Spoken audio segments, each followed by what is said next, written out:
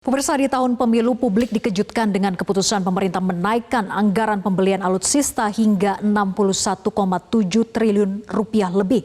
Selain masalah efektivitas penambahan anggaran, potensi penyalahgunaan anggaran untuk dana politik juga patut jadi perhatian. Lalu mengapa pengadaan alutsista selalu tidak transparan? Inilah Top Review.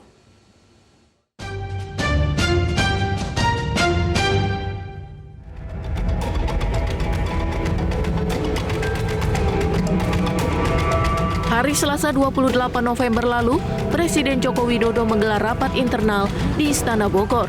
Rapat tertutup dihadiri Menteri Pertahanan Prabowo Subianto, Kapolri Jenderal Listio Sigit Prabowo, Panglima TNI Jenderal Agus Subianto, dan Menteri Keuangan Sri Mulyani. Dalam rapat ini, antara lain diputuskan kenaikan anggaran Kementerian Pertahanan untuk belanja alutsista. Anggaran pembelian alutsista 2020 hingga 2024 sebelumnya 20,70 miliar dolar Amerika Serikat, ditambah menjadi 25 miliar dolar Amerika Serikat. Penambahan anggaran ini berasal dari pinjaman luar negeri. Pertemuan kemarin dengan Menteri Pertahanan itu sebetulnya untuk membahas mengenai belanja dari alutsista, terutama yang berasal dari pinjaman luar negeri. Seperti diketahui bahwa Kementerian Pertahanan anggarannya adalah anggaran yang ada di dalam DIPA yang seperti hari ini disampaikan sama seperti kementerian yang lain.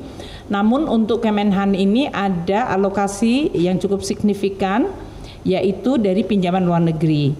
Untuk tahun 2020 hingga 2024 waktu itu sudah disetujui oleh Bapak Presiden 20,75 miliar US dollar untuk periode 2020-2024. Nah, kemarin karena adanya berbagai perubahan, maka alokasinya dinaikkan untuk 2024 menjadi 25,0 billion US dollar. Jadi terjadi kenaikan yang cukup signifikan dari 20,75 miliar US dollar ke 25 miliar US dollar. Alasan penambahan sebagaimana disampaikan Kementerian Pertahanan karena terjadi peningkatan dinamika geopolitik dan geosecurity. Kebutuhannya memang yang disampaikan oleh Kementerian Pertahanan, mereka menganggap bahwa kebutuhannya sesuai dengan kondisi alutsista dan kemudian ancaman serta peningkatan dinamika geopolitik dan geosecurity. Dan di sisi lain juga masih sesuai dengan rencana kita dari sisi perencanaan penganggaran jangka menengah panjang. Di awal tahun 2023, minimum essential force atau MIF alutsista TNI baru sekitar 65%. Sedangkan dalam Peraturan Presiden Nomor 18 Tahun 2020 tentang Rencana Pembangunan Jangka Menengah Nasional atau RPJMN 2020 hingga 2024, MIF hingga tahun 2024 ditargetkan sudah mencapai 100%. Sejauh ini, MIF TNI dari 3 matra baru menyentuh angka 65,06% pada awal 2023. Rinciannya, TNI Angkatan Darat 77,38%, TNI Angkatan Laut 66,29%, dan TNI Angkatan Udara 51,51%. Anggota Komisi 1 DPR RI Dev Laksono mengaku ada urgensi untuk penambahan alutsista.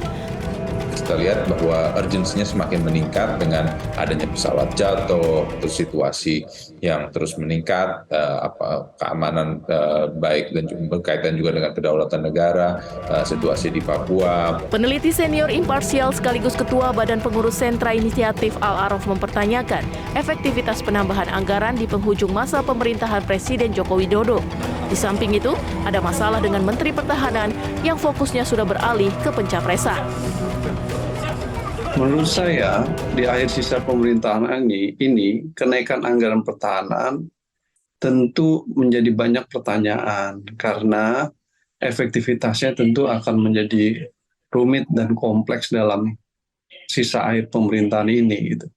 Apalagi Menteri Pertahanan sendiri maju menjadi kandidat Presiden pada pemilu 2024, Pak Prabowo, yang tentu kinerja dan kerjanya akan banyak fokus untuk pertarungan politik pemenangan pemilu 2024. Itu udah hampir pasti. Gitu. Sehingga efektivitasnya adalah menjadi terbatas gitu. Di mana fokus untuk mengelola Kementerian Pertahanannya juga menjadi sangat akan berkurang karena day to day lebih banyak sibuk untuk berbicara dan berdiskusi pemenangan 2024. Soal penganggaran, Dev Laksono juga menyatakan bukan mendadak. Memang pengurus penambahan utangnya itu baru disepakati sekarang. Tapi proses untuk menentukan mulai dari barangnya, spesifikasinya, lalu juga ada transfer teknologinya itu sudah berjalan cukup panjang. Jadi pelaksanaannya sekarang memang terkesannya sepertinya mepet ya, terkesan sepertinya ini aji mumpung karena sedang mau pemilu, tapi padahal sebenarnya tidak jauh dari fakta itu.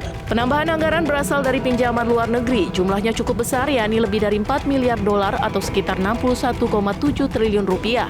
Sedangkan pengadaan barang dan jasa sektor pertahanan bersifat tidak terbuka karena alasan rahasia negara. Karena itu, potensi penyimpangan pengadaan melalui Kementerian Pertahanan sulit dideteksi, sekaligus sulit ditindak. Problem dari kenaikan anggaran sektor pertahanan itu kita selama ini adalah transparansi dan akuntabilitas yang lemah dan terbatas. Kita seringkali mendengar tentang dugaan-dugaan penyimpangan alokasi anggaran pertahanan karena transparansi dan akuntabilitas pengadaan alutsista dan pengadaan sektor pertahanan itu cenderung tertutup. Sektor pertahanan seringkali menyatakan diri sebagai rahasia, gitu. Dan kemudian lembaga-lembaga independen seperti KPK tidak bisa masuk untuk mengatasi itu karena yurisdiksinya ke peradilan militer. Ini yang kemudian rezim sektor pertahanan rezim yang tertutup. Nah, dalam konteks itu, kenaikan anggaran sektor pertahanan di akhir pemerintahan ini tanpa dibarengi transparansi dan akuntabilitas, plus juga tanpa adanya langkah-langkah ruang untuk KPK bisa masuk, itu menimbulkan potensi dugaan-dugaan permasalahan akhirnya. Tidak mengherankan jika dari berbagai situasi itu memunculkan tanda tanya di publik. Adalah tugas pemerintah untuk memastikan dan meyakinkan bahwa penambahan anggaran pengadaan alutsista tidak disalahgunakan.